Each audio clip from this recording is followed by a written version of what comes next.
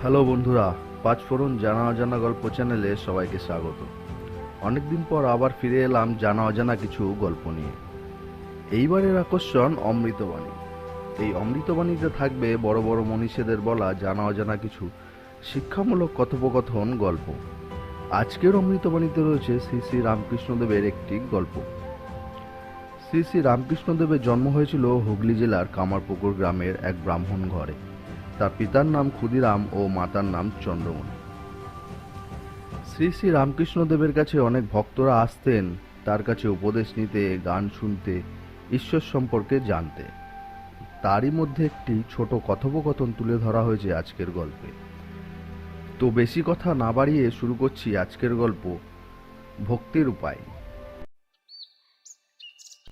Master জিজ্ঞেস করলেন, ঈশ্বরে কি করে মন হয়? ঠাকুর, ঈশ্বরের নাম গুণগান সর্বদা করতে হয়, আর সৎসঙ্গ, ঈশ্বরের ভক্ত বা সাধু এদের কাছে মাঝে মাঝে যেতে হয়। সংসারের ভিতর ও বিষয় কাজের ভিতর রাত দিন থাকলে ঈশ্বরে মন হয় না। মাঝে মাঝে নির্জনে গিয়ে তার চিন্তা করা বড় দরকার।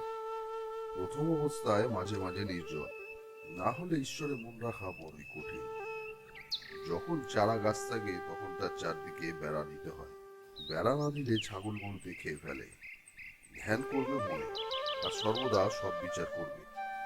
ঈশ্বরই সত্য, নিত্য, আর সব অসৎ কিনা অনিত্য। এই বিচার করতে করতে অনিত্য বস্তু থেকে মন ত্যাগ করবে। মাস্টার জিজ্ঞেস করলেন, সংসারে কিরকম করে থাকতে হবে? ঠাকুর, সব কাজ করবে, কিন্তু মন ঈশ্বরেতে থাকবে। স্ত্রী, পুত্র, বাপ, মা সকলকে নিয়ে থাকবে, সেবা করবে। বড় মানুষের বাড়ির ঝি সব কাজ করছে, কিন্তু দেশে নিজের বাড়ির দিকে মন পড়ে আছে। আবার মালিকের ছেলেদের আপনার ছেলের মতো মানুষ করে, বলে আমার রাম, আমার হরি, কিন্তু মনে মনে বেশ জানে যে এরা আমার কেউ নয়। কচ্ছপ জলে চড়ে বেড়ায়, কিন্তু তার মন কোথায় পড়ে থাকে জানো?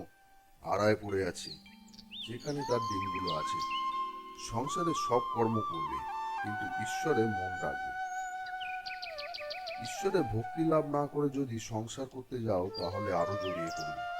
বিপদ, শোক, তাপ এসবে অধৈর্য হয়ে যাবে।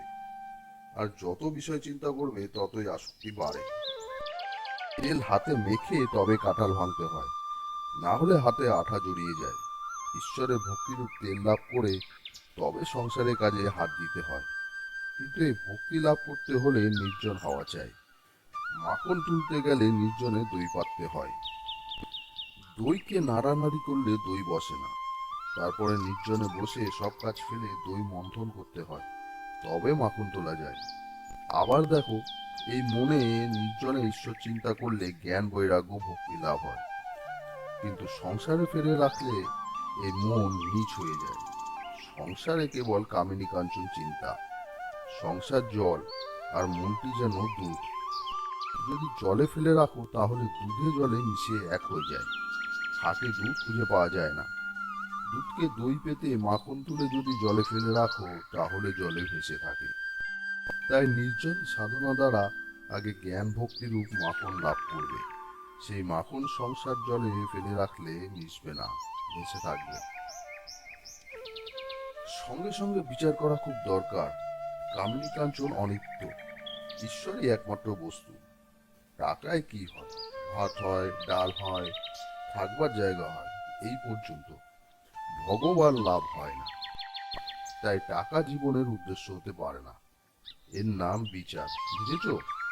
মাস্টার উত্তর দিলেন, আজ্ঞে হ্যাঁ। অবচন্দ্রদয় নাটক আমি সম্প্রতি দেখেছি, তাতে আছে বস্তু বিচার। ঠাকুর বললেন, হ্যাঁ, বস্তু বিচার।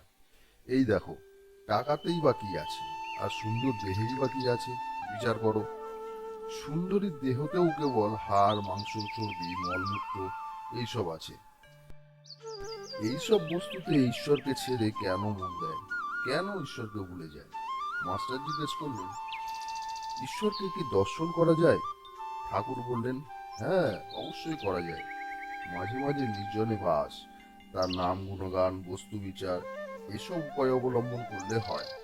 মাস্টার আরো জিজ্ঞেস করলেন, কি অবস্থাতে তাকে দর্শন হয়? ঠাকুর। খুব ব্যাকুল হয়ে ডাকলে তাকে দেখা যায়। মাগো, ছেলের জন্য লোকে এক ঘটি কাঁদে, টাকার জন্য কেঁদে ভাসিয়ে দেয়, কিন্তু ঈশ্বরের জন্য কে কেঁদেছে? ডাকার মতো ডাকতে হয়। এই বলে ঠাকুর গান ধরলেন, ডাক দেখি মন ডাকার মতো, কেমন শ্যামা থাকতে পারে, ডাক দেখি মন ডাকার মতো। তো বন্ধুরা, আশা করি আজকের গল্প তোমাদের ভালো লেগেছে। আজকের অমৃতবাণী থেকে তোমরা কি কি শিখলে সেটা কমেন্টস করে বলো। আর পাঁচফোড়ন জানা অজানা গল্পের নতুন শ্রোতা হলে প্লিজ সাবস্ক্রাইব করে নিও। ভালো লাগলে লাইক করে দিও।